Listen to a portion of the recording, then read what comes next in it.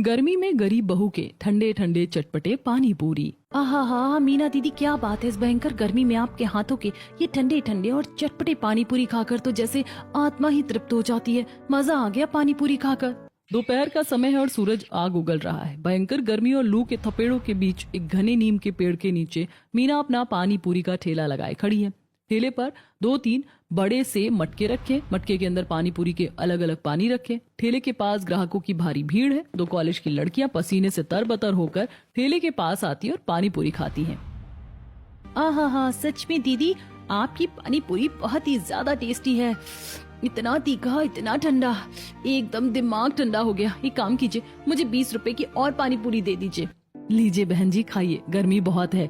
ये पुदीने और बर्फ वाला पानी तो पेट को एकदम ठंडा रखेगा। आखिर आप अपने इस चटपटे पानी में ऐसा क्या मिलाती हैं दीदी? हमारे पूरे गांव में ऐसा स्वाद और कहीं नहीं मिलता। ऐसा लगता है जैसे कोई जादू कर दिया हो आपने। इसमें कोई जादू नहीं है बहन जी, बस कुछ मसाले हैं और बहुत सारा संघर्ष है। रानी और कविता पानीपुरी खाकर चली जाती है और मीना दूसरे ग्राहकों को पानीपुरी खिलाने लगती है। वहीं दूर खड़ी मोहल्ले की 2 औरतें मीना को हैरानी से देख रही थीं। अरे देख रही हो इसे? कुछ दिन पहले तो इसके घर में खाने के लाले पड़े हुए थे। हाँ बहन, सच कह रही हो। इसके पति के पास तो काम तक नहीं था और अब देखो अपना पानी पूरी का ठेला लगा रही है।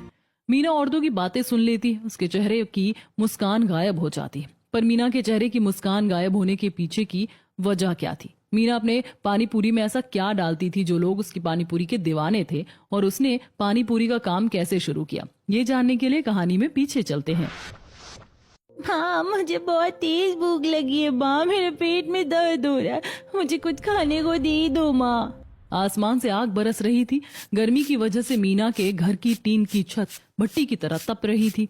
वहीं मीना के घर के बाहर नल के पास पसीने में लथपथ होकर वो कपड़े धो रही थी। तभी उसका 7 साल का बेटा बबलू उसके पास आता है और भूख से रोने लगता है। मीना कपड़े धोना छोड़कर बबलू को संभालती है। रो मत बेटा, तू रोता है तो मेरी जान निकलती है। मैं अभी रसोई में जाकर देखती हूँ, शायद कुछ मिल जाए।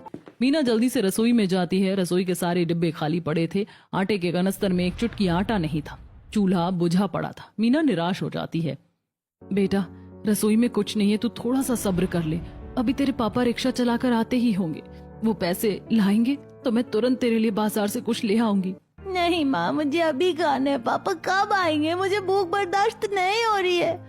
भूख की वजह से बबलू जोर जोर से रोने लगता है। बच्चे की रोने की आवाज सुनकर चारपाई पर लेटी हुई उसकी दादी उर्मिला की नींद खुल जाती है। वो उठकर बैठती है। पास ही दूसरी चारपाई पर ससुर रघुनाथ लेटे हैं, जो बीमारी की वजह से कमजोर हो चुके हैं और खांस रहे थे। अरे क्या हुआ मीना? बबलू क्यों इतना रो रहा है? उसे मेरे पास भेज दे। अरे बहू, बच्चों को नल से थोड़ा ठंडा पानी ही पिला दे। अरे भाई, इस जुलसाती गर्मी और खाली पेट ने बच्चे की जान ले लेनी है। हे भगवान, ये कैसे दिन दिखा रहा है तू हमें? बबलू बेटा, इधर आ, अपनी दादी के पास हम एक खेल खेलेंगे। उर्मिला बबलू का ध्यान भटकाने के लिए उसे अपनी गोद में बैठाती है और खेल खिलाने लगती है। चलो खेलें, चिड़िया उड़, तोता उड़, मैना उड़। बबलू खेल में थोड़ा व्यस्त हो जाता है और रोना बंद कर देता है। बबलू और उर्मिला खेल रहे थे, तभी उनके घर के दरवाजे पर एक पुरानी साइकिल रिक्शा आकर रुकती है। मीना बहू, शायद विवेक रिक्शा चलाकर आ गया है, जाकर देख तो। मीना दरवाजे पर जाती है, तभी उसका पति विवेक रिक्शे से उतरता है। वो थकान और गर्मी से पूरी तरह चूर था। उसकी शर्ट पसीने से भीगकर शरीर से चिपक गई है। होठ प्यास से सूख गए हैं। वो हांफता हुआ घर के अंदर आता है। मीना विवेक को देखकर राहत की सांस लेती है और एक लोटा पानी लाती है। आप आ गए? आज तो आपने बहुत देर कर दी। सुबह से बच्चा भूख से तड़प रहा है। कितने पैसे कमाए आज? जल्दी दीजिए, मैं जाकर राशन ले आती हूँ। मीना की बात सुनकर विवेक का मुंह लटक जाता है। वो पानी का लोटा एक ही सांस में पीकर अपनी जेब में हाथ डालता है और कांपते हुए हाथों से कुछ सिक्के और नोट निकालता है। बस 30 रुपए ही कमा पाया हूँ मीना। क्या? सिर्फ 30 रुपए? इन 30 रुपयों में मैं क्या लाऊंगी? आटा लाऊंगी या चावल?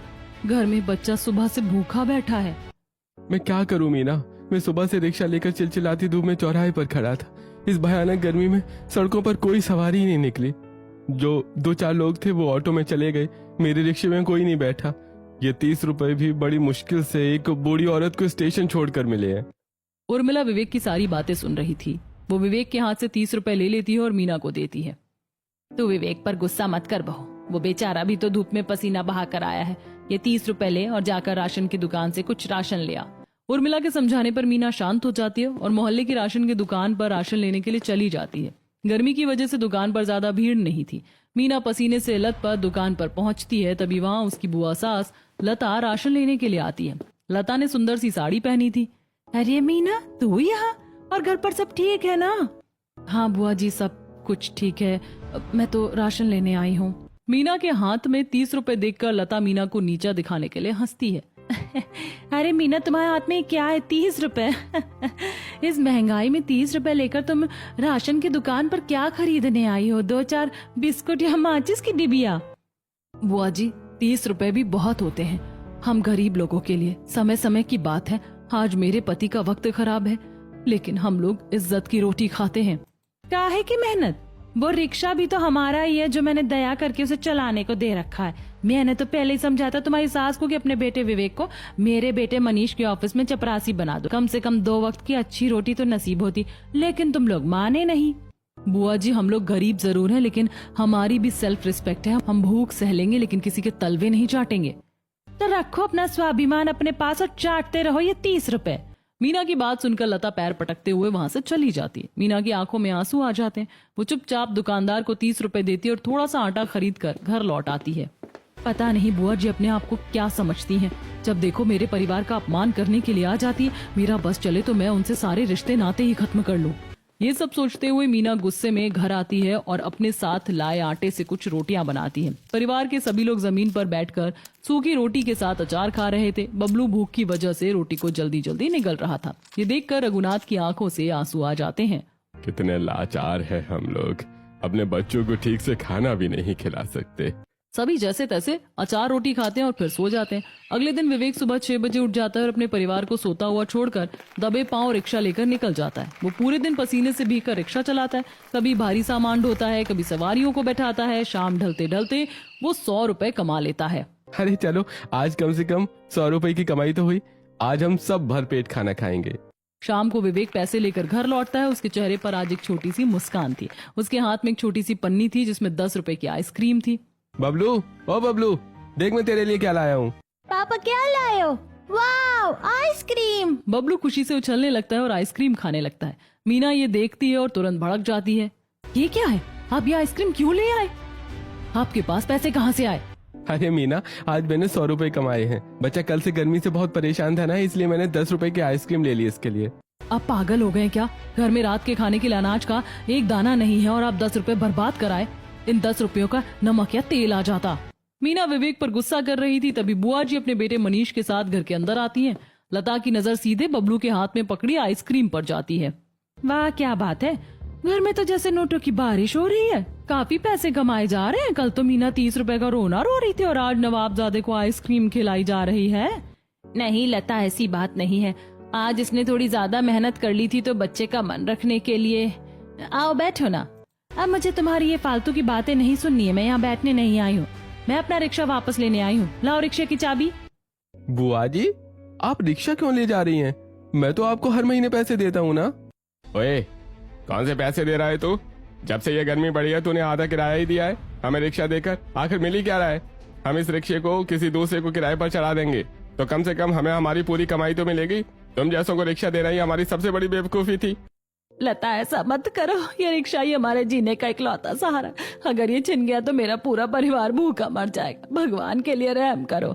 माफी वो तो तुम्हें नहीं मिलेगी। उस दिन भरे बाजार तुमने मेरी बेइज्जती की थी ना मीना, भुगतो। मनीष रिक्शे को लेकर चला जाता है। लता भी घमंड से मुस्कुराते हुए वहां से चली जाती है। उर्मिला जमीन पर बैठकर फूट फूट कर रोने लगती है। मीना पत्थर की तरह खड़ी ये सब देखती रहती है।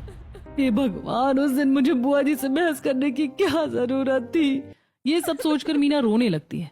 रिक्शा छिन जाने के बाद अगले दिन विवेक बिना कुछ खाए पिए सुबह से पागलों की तरह काम की तलाश में भटक रहा था, लेकिन उसे कहीं भी काम नहीं मिला था। धूप में काफी देर भटकने के बाद आखिर में वो एक कंस्ट्रक्शन साइट पर पहुंचता है।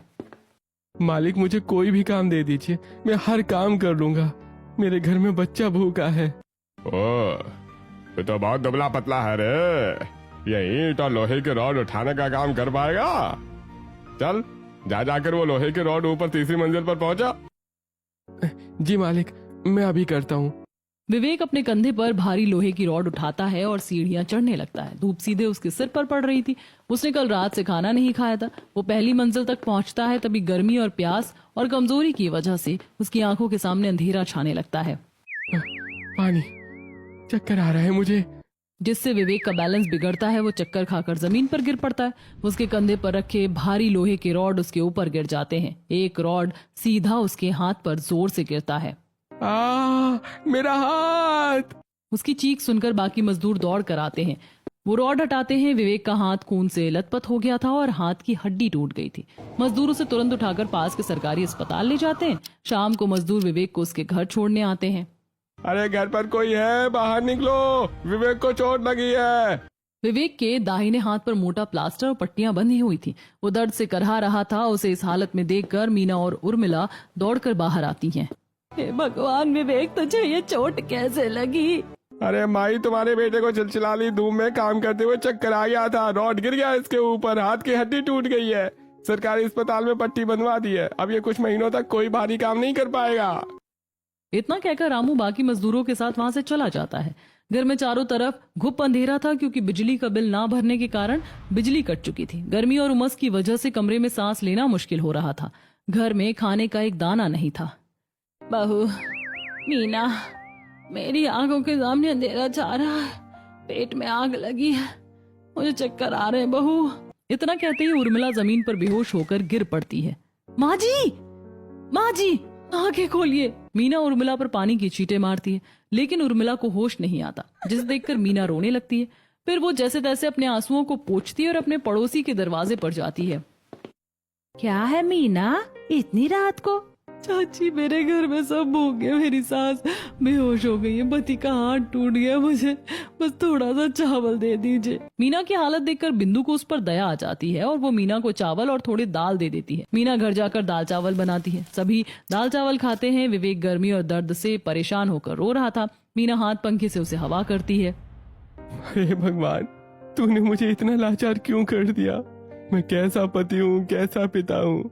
मेरे परिवार को आज दूसरों के सामने हाथ फैलाना पड़ रहा है। मीना, मुझे माफ कर दो। मेरी वजह से तुम सबको ये दिन देखने पड़ रहे हैं। आप ऐसे क्यों बोल रहे हैं जी? जब तक मैं हूँ आपको चिंता करने की कोई जरूरत नहीं है। ये बुरा वक्त है, कट जाएगा। आप बस मुझ पर भरोसा रखिए। हमारा घर अच्छे से चलेगा। मैं कुछ ना कुछ काम जरूर ढूंढ लूंगी। आप बस अपने हाथ को आराम दीजिए। मीना विवेक को समझाकर सुला देती है और खुद भी सो जाती है। अगले दिन मीना काम की तलाश में कई लोगों के घर पर जाती है। चिलचिलाती धूप और लू के थपेड़ों से उसका चेहरा लाल हो गया था। कई जगह से मना होने के बाद वो एक बड़े बंगले के सामने पहुंचती है। बंगले की मालकिन बाहर ही खड़ी थी।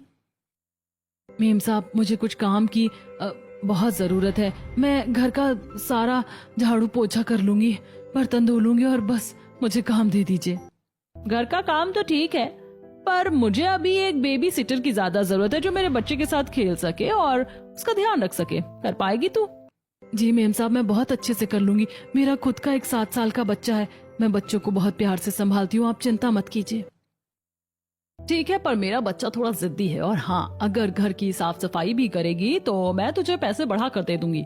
जी जी मेम साहब, मैं दोनों काम अच्छे से कर लूंगी। ऐसी बात है तो चल, आज से अपना काम शुरू कर ले।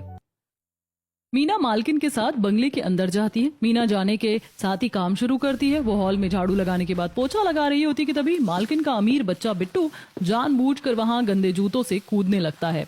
अरे बेटा, साइड हो जाओ, मैंने अभी पोछा लगाया है, गंदा हो जाएगा। हे भगवान, क्या मुसीबत है। मालकिन का बेटा नहीं होता तो इसे अच्छे से डांट लगाती। इतनी मेहनत से सफाई की थी। नहीं हटूंगा, तू नौकरानी है, तेरा काम है घर साफ करना। इतना कहकर बिट्टू रोने और चिल्लाने का नाटक करने लगता है। उसकी आवाज सुनकर मालकिन दौड़ कर आती है। ये क्या तरीका है? तूने मेरे बेटे को रुला दिया। मम्मी, आंटी ने मुझे डांटा। मीना, झाड़ू पोछा छोड़, बाजार जाकर सब्जियां लिया। सब्जियां खत्म हो गई हैं फ्रिज में। मम्मी, मैं भी जाऊंगा आंटी के साथ, मुझे भी बाजार घूमना है। मीना, बिट्टू को भी अपने साथ ले जा, लेकिन उसका ध्यान रखना। मीना बिट्टू को अपने साथ बाजार लेकर जाती है। बाजार से सब्जी खरीदने के बाद जब दोनों लौट रहे थे तब बिट्टू का ध्यान पानीपुरी वाले की तरफ जाता है। बाजार में एक पानीपुरी का ठेला खड़ा था जिस पर बहुत सारी मक्खियां भिन भिना रही थी। आंटी, मुझे पानीपुरी खाना है, मुझे वो पानीपुरी खिलाओ। नहीं बिट्टू, बाहर की पानी पूरी बिल्कुल अच्छी नहीं होती। देखो कितनी मक्खियां बैठ रही हैं और मसाला भी खुला हुआ है। ये पानी पूरी खाकर तुम बीमार पड़ जाओगे। घर चलो, मैं तुम्हें घर में एकदम साफ और स्वादिष्ट पानी पूरी बना कर खिलाऊंगी। अगर तुमने मुझे पानी पूरी नहीं खिलाई तो मैं मम्मी को बोल दूंगा कि तुमने मुझे रुलाया। अरे बेटा, बाहर की पानी पूरी से तबीयत खराब हो जाएगी। चलो, मैं घर में ठंडी ठंडी पानी पूरी बनाती हूँ। मीना बिट्टू को लेकर उसके घर आ जाती है। मेम साहब, बिट्टू बाबा पानी पूरी खाने की जिद कर रहे हैं। मैं क्या करूँ, घर पर पानी पूरी बना दूँ? हाँ, अगर बिट्टू का पानी पूरी खाने का मन है तो बना दे, और थोड़ा ज्यादा ही बनाना, हम लोग भी खाएंगे। जी ठीक है मालकिन, मैं जाकर अभी पानी पूरी बनाती हूँ। मीना रसोई में जाकर पानी पूरी की तैयारी शुरू करती है। वो बड़े से परात में आटा निकाल कर उसमें सूजी मिलाती है। सूजी में थोड़ा आटा मिलाकर बढ़िया कड़क पूरियां बेलती हूँ। आलू और चने भी उबाल दिए हैं। आटा तैयार कर लेने के बाद मीना आलू को मैश करती है और उसमें उबले हुए चने, बारीक कटा प्याज और धनिया डालकर मिलाती है। फिर ऊपर से उसमें लाल मिर्च पाउडर, काला नमक और नींबू का रस डालकर हाथों से अच्छी तरह मिला लेती है। पानी पूरी का आलू तो तैयार हो गया है। काम करती हूँ, पानी पूरी का चटपटा ठंडा पानी तैयार कर लेती हूँ। मीना मिक्सी में पुदीना, धनिया, हरी मिर्च, अदरक और थोड़ा सा पानी डालकर एकदम बारीक पीस लेती है। फिर वो एक बर्तन में फ्रिज का ठंडा पानी निकाल कर डालती है। फिर वो उसमें पिसी हुई चटनी, इमली का पल्प, काला नमक, भुना जीरा पाउडर, हींग और जलजीरा डालकर बिल्कुल चटपटा पानी तैयार करती है। पानी पूरी बनाने के बाद, बिट्टू बाबा पानी पूरी तैयार हो गई है, आप खा लीजिए। मैंने बर्फ डालकर बहुत ठंडा पानी बनाया है। मैं ऐसे पानी पूरी नहीं खाऊंगा। मैंने बाजार में देखा था कि एक भालू के कपड़े पहनकर आदमी पानी पूरी खिला रहा था। तुम भी वो बाहर रख के भालू के कपड़े पहनो और मुझे खिलाओ, तभी मैं खाऊंगा। ये क्या बात हुई बेटा, मैं कपड़े पहनकर कैसे खिलाऊंगी? मुझे बहुत गर्मी लग रही है। पहन लो ना मीना, बच्चे की जिद है पूरी कर दो। बच्चों को खुश रखना ही तुम्हारा काम है। मीना को मजबूरी में भालू की भारी कॉस्ट्यूम पहननी पड़ती है। गर्मी से उसका बुरा हाल हो रहा था। वो भालू की पोशाक पहनकर बिट्टू को पानी पूरी खिलाने लगती है। तभी बिट्टू के कुछ और दोस्त आ जाते हैं। वो मीना का मजाक उड़ाने लगते हैं। कोई भालू के कान खींचता है तो कोई उसकी पूंछ खींचता है। देखो देखो हमारा भालू पानी पूरी खिला रहा है। मीना को उस कॉस्ट्यूम के अंदर बहुत पसीना आ रहा था और घुटन भी हो रही थी। जब काम खत्म होता है तो उसकी मालकिन उसे 1000 का नोट देती है। ये ले तेरे आज के 1000 रुपए। तूने बच्चों का बहुत अच्छा मनोरंजन किया और काफी सारी पानी पूरी बच गई है, तो उसे अपने घर ले जा। मीना पानी पूरी लेकर भारी कदमों से अपने घर लौटती है। वो घर पहुंचते ही फूट फूट कर रोने लगती है। मीना को रोते देखकर उर्मिला उसके पास आती है। क्या हुआ बहू, तू इतना रो क्यों रही है? किसी ने कुछ कह दिया क्या? माँ जी, आज मुझे 1000 रुपए तो मिले, लेकिन इसके लिए मुझे अपना आत्मसम्मान कितना गिराना पड़ा ये मैं ही जानती हूँ। अमीर लोग तो हम गरीबों को इंसान ही नहीं समझते। उन्होंने मेरा मजाक बना कर रख दिया, मुझे भालू की पोशाक पहनाकर बेइज्जत किया। शांत हो जा बहू, अभी हमारा बुरा वक्त चल रहा है, लेकिन तू देखना ये दिन भी कट जाएंगे। उर्मिला मीना को ज्यादा कुछ समझाती नहीं है, लेकिन भूख की वजह से उर्मिला के पेट से आवाज आने लगती है। तभी मीना, माँ जी आपको भूख लगी है ना, आप ये पानी पूरी खा लीजिए। काफी सारी पानी पूरी बच गई थी तो मालकिन ने मुझे दे दी। मीना सबको पानी पूरी परोसती है और सब पानी पूरी खाते। मीना के हाथ की चटपटे ठंडे पानी पूरी खाकर परिवार वाले बहुत खुश हो जाते हैं। वाह बहू, ये पानी पूरी तो बहुत ही लाजवाब है। इतनी कुरकुरी और इसका पानी आहा हा हा, एकदम ठंडा और मसालेदार। तू तो बड़ा ही अच्छा पानी पूरी बनाती है। सच में मीना, इतना चटपटा पानी पूरी मैंने आज तक बाजार में नहीं खाया। मीना के हाथ का पानी पूरी खाकर उर्मिला के दिमाग में एक बहुत ही अच्छा आइडिया आता है। बहू, जब तू इतनी स्वादिष्ट पानी पूरी बनाती है तो तू अपने ससुर जी के उस पुराने ठेले पर पानी पूरी बेचने का काम क्यों नहीं शुरू कर देती? कब तक दूसरों के घरों में जाकर बेइज्जती सहेगी? अपना काम कर, अपनी इज्जत से रोटी कमा। माँ बिल्कुल सही कह रही है मीना, तुम्हें अपना ही काम शुरू करना चाहिए। माना कि कमाई शुरू में कम होगी, लेकिन कम से कम तुम्हें बेइज्जती तो महसूस नहीं होगी। आप सब सही कह रहे हैं। मेरे पास जो ये 1000 रुपए हैं, मैं इसी से कल पानी पूरी का सामान लेकर आऊंगी। अगली सुबह रघुनाथ हथौड़ी लेकर पुराने ठेले की मरम्मत करके ठेले को साफ कर देते हैं। लो बहू, ठेला तो एकदम चकाचक हो गया। अब तुम इस पर अपना व्यापार शुरू करो, भगवान तुम्हारा साथ देगा। मीना बाजार से सामान ले आती है। वो और उर्मिला मिलकर पानी पूरी बनाने की तैयारी करने लगती हैं। उर्मिला आलू और चना उबालने के लिए चढ़ाकर एक परात में आटा और सूजी मिलाकर गूंथती हैं। माँ जी, आज मैं पानी पूरी का पानी और भी खास बनाऊंगी। इस भयंकर गर्मी में पुदीने और कच्चे आम की कैरी का पानी डालूंगी और जलजीरा भी मिलाऊंगी। मीना सिलबट्टे पर पुदीना, आम, हरी मिर्च, अदरक पीस कर पेस्ट बनाती है। फिर एक मटके में पानी डालकर उसमें इमली का पल्प, पुदीना, आम का पेस्ट मिलाती है। फिर काला नमक, जीरा पाउडर, हींग और जलजीरा डालकर पानी तैयार करती है। पानी को ठंडा करने के लिए मीना पड़ोस से बर्फ के बड़े बड़े टुकड़े लाकर मसालेदार पानी में डालती है। इस भयंकर गर्मी में जब लोगों के गले सूखेंगे तो ये ठंडा ठंडा चटपटा पानी उन्हें जन्नत का मजा देगा माँ जी। मीना अपना ठेला लेकर गांव के चौराहे पर पहुंचती है और एक बड़े नीम के पेड़ के नीचे खड़ी हो जाती है और वो जोर जोर से आवाज लगाती है, आइए आइए गर्मी भगाइए, ठंडे ठंडे चटपटे और करारे पानी पूरी खाइए, बर्फ वाला तीखा पानी। मजदूर और गांव के लोग जो खेत से लौट रहे होते हैं वो मीना की आवाज सुनकर ठेले के पास आते हैं। बहन जी, आपने नया ठेला लगाया है क्या? लाओ एक पत्ता हमें भी चखाओ, गर्मी से गला सूख रहा है। मीना विकास को पुदीने और बर्फ वाले ठंडे पानी की पानी पूरी देती है। अरे वाह बहन जी, क्या स्वाद है, एकदम ठंडा और मुंह में पानी लाने वाला है। विकास मीना की ठंडी ठंडी चटपटी पानी पूरी खाकर खुश हो जाता है। तभी कुछ औरतें भी वहाँ से गुजरती हैं। विकास को मजे से पानी पूरी खाता देख उन्हें भी लालच आता है। अरे वाह मीना, सच में तेरी पानी पूरी बहुत स्वादिष्ट है, कल मैं अपनी सहेलियों को भी लाऊंगी। मीना की चटपटी पानी पूरी सभी को पसंद आती है। जो भी एक बार खाता है वो उंगलियां चाटता रह जाता है। पहले ही दिन मीना की सारी पानी पूरी बिक जाती है और वो शाम को 400 से 500 रुपए कमाकर खुशी खुशी घर लौटती है। पानी पूरी बेचकर मीना ने अपने घर के हालात सुधार लिए थे। अब उन्हें भूखा नहीं सोना पड़ता था। आपने सही कहा था माँ जी, लोगों को मेरी चटपटी ठंडी ठंडी पानी पूरी बहुत पसंद आई। अब मैं इज्जत से अपने पैसे कमाऊंगी और पानी पूरी बेचूंगी। ऐसे ही दिन गुजरते हैं। मीना का ठेला बहुत अच्छी तरह चलने लगा था। लोगों की भीड़ लगी रहती थी। अब वो आम पुदीने के पानी के साथ जलजीरा और काला खट्टा चटपटा पानी भी रखने लगी थी। एक दिन मीना पानी पूरी बेच रही थी, तब 2 कॉलेज स्टूडेंट उसके पास आती हैं। आहा मीना दीदी, क्या बात है, इस भयंकर गर्मी में आपके हाथों के ठंडे ठंडे और चटपटे पानी पूरी खाकर तो जैसे आत्मा तृप्त हो जाती है। मजा आ गया पानी पूरी खाकर। आहा, सच में दीदी आपका पानी पूरी बहुत ही ज्यादा टेस्टी है। इतना तीखा, इतना ठंडा, एकदम दिमाग ठंडा हो गया। एक काम कीजिए, मुझे 20 रुपए की और पानी पूरी दे दीजिए। लीजिए बहन जी, खाइए, गर्मी बहुत है। ये पुदीने और बर्फ वाला पानी पेट को एकदम ठंडा रखेगा। आखिर आप अपने इस चटपटे पानी में ऐसा क्या मिलाती हैं दीदी? हमारे गांव में ऐसा स्वाद और कहीं नहीं मिलता। ऐसा लगता है जैसे कोई जादू कर दिया आपने।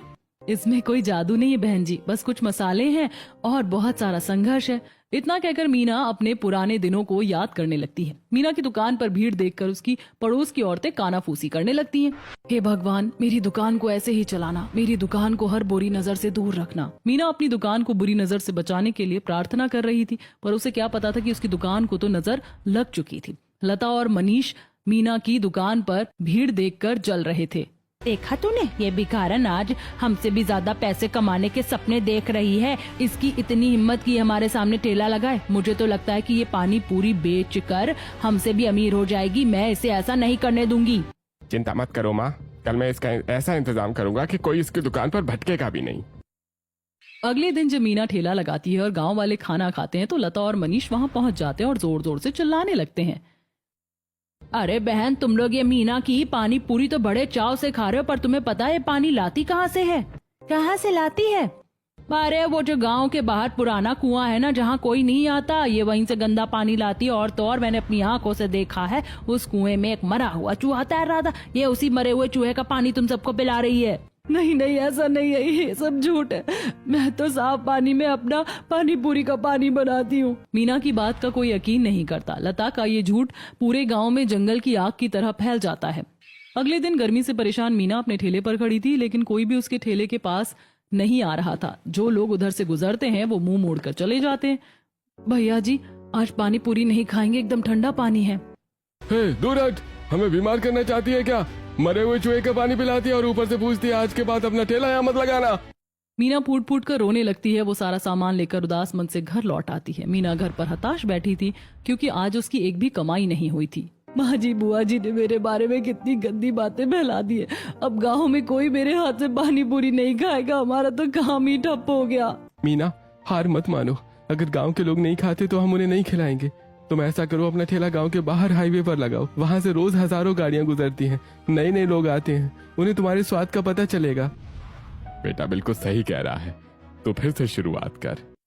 अगले दिन मीना हाईवे किनारे अपना ठेला लेकर खड़ी हो जाती है। सूरज जैसे आग बरसा रहा था। मीना पसीने से भीगी हुई थी। उसने ठेले पर आज अलग अलग तरह के पानी रखे थे। पुदीना, कच्चा आम, खट्टा मीठा और जलजीरा। सब में बर्फ के टुकड़े तैर रहे हैं। दोपहर के 2 बज चुके थे, लेकिन एक भी ग्राहक नहीं आया। मीना उदास बैठी थी। पास ही में कुछ कबूतर दाना चुग रहे थे। मीना अपना समय काटने और मन बहलाने के लिए उन कबूतर को देखने लगती है। क्या रे कबूतरों, तुम ही लोग खा लो मेरी पानी पूरी, कोई तो आ नहीं रहा। वो जो सबसे मोटा है ना, उसका नाम बबली है। जो फुदक रहा है वो चिंटू है, और वो जो लड़ रहे हैं वो पीकू और मिंटू हैं। मेरी किस्मत भी इन कबूतरों की तरह हो गई है। सड़क किनारे दाना ढूंढ रही हूँ। मीना उदास होकर कबूतर से बातें कर रही थी, तभी अचानक हाईवे पर जोरों की आवाज आती है। कुछ दूरी पर एक बड़ा ट्रक पलट जाता है। ट्रक की वजह से पूरा हाईवे ब्लॉक हो जाता है। गाड़ियों की लंबी कतारें लग जाती है। भयंकर जाम लग चुका था। गर्मी इतनी ज्यादा थी कि गाड़ियों में बैठे लोग पसीने से तरबतर होकर बाहर निकलने लगते हैं। लोगों के गले सूख रहे थे और आसपास पानी की कोई दुकान नहीं थी। उफ, ये कैसी जानलेवा गर्मी है भाई, और ऊपर से ये जाम। अरे कोई ठंडी चीज मिल जाती तो जान में जान आती। तभी उस आदमी की नजर मीना के ठेले पर पड़ती है। रोहन मीना के ठेले के पास आता है। बहन जी, ये पानी पूरी ताजी तो है ना? जी भैया, एकदम ताजी और करारी, और पानी देखिए एकदम चिल्ड। मेरे पास 4 फ्लेवर हैं, पुदीना, कच्चा आम, जलजीरा और खट्टा मीठा। कौन सा लगाऊं? मुझे वो खट्टा मीठा और जलजीरा वाला दे दो, बहुत प्यास लगी है। मीना फुर्ती से पूरी फोड़ती है, उसमें मसालेदार आलू भरती है और ठंडे जलजीरे वाले पानी में डुबोकर रोहन को देती है। रोहन जैसे ही उसे मुंह में डालता है, उसकी आंखें खुशी से बड़ी हो जाती हैं। अरे वाह, मजा आ गया भाई। मैंने आज तक इतना बढ़िया ठंडा और स्वादिष्ट पानी पूरी कहीं नहीं खाया।